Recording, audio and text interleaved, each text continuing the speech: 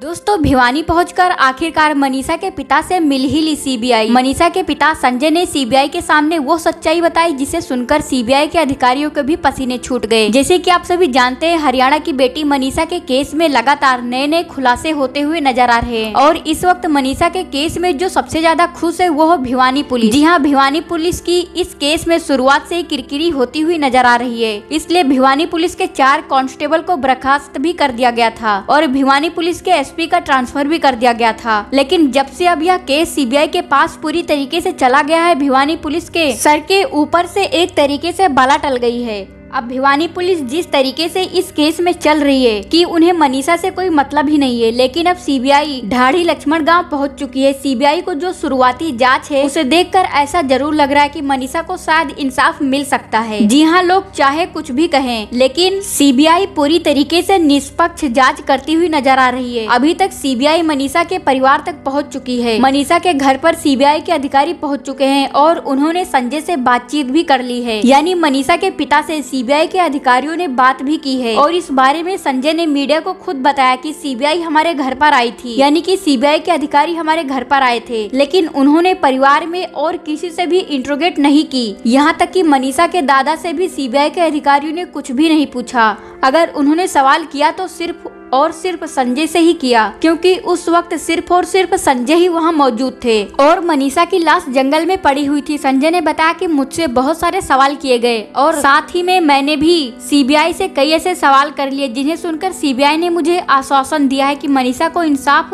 अब मिलकर ही रहेगा। संजय से जो सीबीआई ने सवाल किए हैं उसमें सबसे पहला सवाल था कि आपने मनीषा को किस हालत में पड़े हुए देखा था जंगल में। इस पर संजय ने बताया कि मनीषा की लाश का हाल इतना बुरा था कि उनसे देखा भी नहीं जा रहा था। सबसे पहले तो उन्हें विश्वास ही नहीं हुआ कि यह मेरी मनीषा हो सकती है। इसके बाद सीबीआई ने संजय से पूछा कि आपको क्या लगता है कि मनीषा के साथ सच में कुछ गलत हुआ या फिर जो नोट मिला है उसे देखते हुए मनीषा ने खुद कीटनाशक खाकर अपनी जान दे दी है। इस पर संजय ने बताया कि मुझे बिल्कुल भी नहीं लगता कि मेरी बेटी अपनी जिंदगी को खुद ब खुद खत्म कर सकती है। मेरी बेटी के सपने तो बहुत बड़े बड़े थे। वो तो आगे चलकर नर्सिंग ऑफिसर बनना चाहती थी। अगर उसे अपनी जान देनी ही होती तो कीटनाशक खरीदने के बाद जंगल में क्यों जाती? वो तो कहीं भी जहर खा सकती थी। और जो नोट की बात है वो 2 दिन बाद क्यों मिला? सबसे बड़ा सवाल संजय ने सीबीआई के सामने यही रख दिया कि जो नोट मिला है मनीषा की लाश के पास, वो आखिर इतने देर के बाद क्यों मिला? वह नोट शुरुआत में ही क्यों नहीं मिला पुलिस को? वो नोट कहाँ लुप्त हो गया था? ऐसे अगर वो गायब भी हो गया था तो फिर दोबारा वो कैसे से मिल गया? और आप इस चीज में कैसे कंफर्म हो सकते हैं कि यह हैंडराइटिंग मनीषा की है? इसलिए ये नोट अगर शुरुआत में ही मिल गया होता तो इतना बड़ा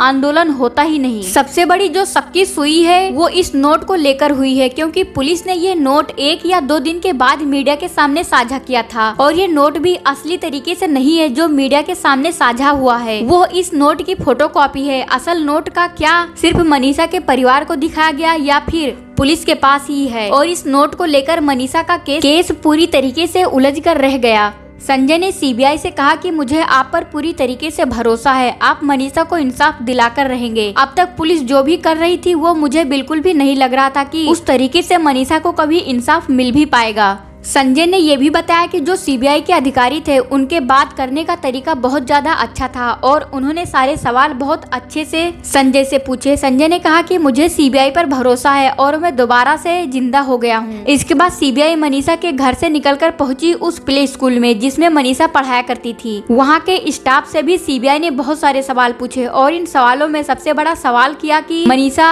ने आखिरी दिन, जिस दिन वो आखिरी दिन स्कूल से निकली थी, उस दिन वो आधे घंटे लेट किस वजह से हुई? लेकिन इस सवाल का जवाब सीबीआई को मिल ना सका। यहाँ पर सीबीआई ने करीब 15 मिनट सवाल जवाब किए। इस स्कूल में 15 मिनट सवाल जवाब किए गए हैं और फिर इस स्कूल से निकलकर सीबीआई पहुँचती है उस दुकान वाले के पास जिससे यह दावा किया गया है कि मनीषा ने वो कीटनाशक खरीदा था। सीबीआई ने उस दुकान वाले से जो भी सवाल जवाब किए हैं वो अभी तक सामने नहीं आ पाया है, लेकिन वो बहुत जल्दी सामने आ जाएगा क्योंकि ये दुकान वाला भी लोगों के शक के पूरी तरीके से घेरे में है। इस पर भी कई सारे सवाल खड़े किए गए हैं। और फिर इसके बाद सीबीआई पहुंचती है नर्सिंग कॉलेज में जो जो सबसे ज्यादा शक वाली चीज है, नर्सिंग कॉलेज, यहाँ पर सीबीआई ने जाकर नर्सिंग कॉलेज के स्टाफ से भी काफी सवाल जवाब किए हैं। इन स्टाफ से ये भी पूछा गया कि मनीषा यहाँ पर आई थी और अगर आई थी तो आप लोगों को पता क्यों नहीं है, और भी बहुत सारे सवाल थे जो इस कॉलेज में किए गए हैं। अब जो सीबीआई पहुँच सकती है वो उस बस के ड्राइवर के पास पहुँच सकती है जिसमें मनीषा अपने घर से प्ले स्कूल आया करती थी और प्ले स्कूल से अपने घर जाया करती थी, यानी कि आइडियल कॉलेज की बस। जी हाँ, जिसके बारे में कॉलेज ने साफ तौर पर इनकार कर दिया है कि हमें पता ही नहीं है कि हमारे कॉलेज की बस में मनीषा प्ले स्कूल से घर और घर से प्ले स्कूल आया जाया करती थी। जबकि सबसे बड़ा सवाल सीबीआई का यही होने वाला है कि आपके कॉलेज में बस में कोई लड़की रोजाना सफर कर रही है और आप लोगों को जानकारी ही नहीं है, ये आखिर कैसे संभव हो सकता है। और फिर इसके बाद सीबीआई इंट्रोगेट की उन दो लोगों से जिन्हें सबसे पहले मनीषा की लाश जंगल में दिखी थी, यानी कि इस खेत में काम करने वाले दो लोग जिनका नाम सत्यपाल और ईश्वर प्रसाद है।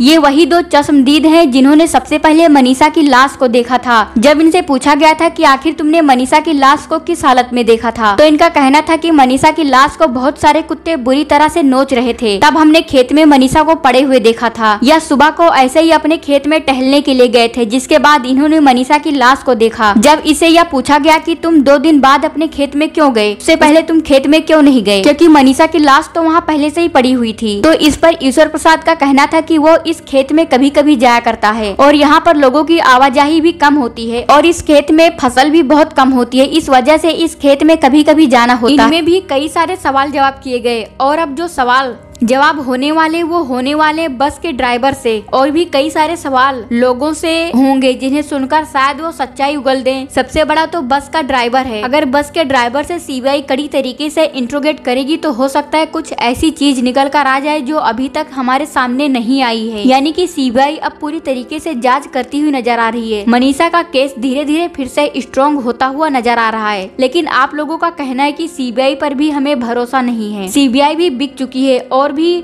पता नहीं क्या क्या आप लोग कह रहे थे, लेकिन हमें किसी न किसी पर तो भरोसा करना ही होगा। अगर हम सीबीआई पर भरोसा रखेंगे तो क्या पता ऐसा हो सके सीबीआई निष्पक्ष जांच करे कि वो मनीषा को इंसाफ दिलाने में एड़ी चोटी तक का दाम लगा दे, जो भिवानी पुलिस नहीं कर पाई वो शायद सीबीआई कर दे। ऐसा भी हो सकता है क्योंकि सीबीआई जिस तरीके से जांच कर रही है और जिस तरीके से सीबीआई पूछताछ की और पिता ने सारी बातें बताई है, उन्होंने खुद कहा कि मेरी सीबीआई के अधिकारियों से बात हुई है, उन्होंने बहुत अच्छे तरीके से सवाल जवाब किए हैं। जिस तरीके से भिवानी पुलिस ने सवाल जवाब नहीं किए थे उसी तरीके से सीबीआई सवाल जवाब करती हुई नजर आ रही है। और अब हो सकता है कि मनीषा की जो तीसरी पोस्टमार्टम रिपोर्ट थी जो एम्स में हुई थी, उसकी रिपोर्ट भी सीबीआई जल्द से जल्द सार्वजनिक कर दे, क्योंकि इस रिपोर्ट का सभी को बेसब्री से इंतजार है। अगर उस रिपोर्ट में कुछ नया निकल कर आए तो मनीषा के पिता यह केस पूरी तरीके से पलट जाएगा और यह साबित हो जाएगा कि मनीषा के साथ सच में किसी ने तो कुछ न कुछ तो गलत किया ही था। अगर मनीषा की इस रिपोर्ट में सार्वजनिक जल्द से जल्द कर दिया जाएगा तो हो सकता है यह केस एक नया मोड़ ले ले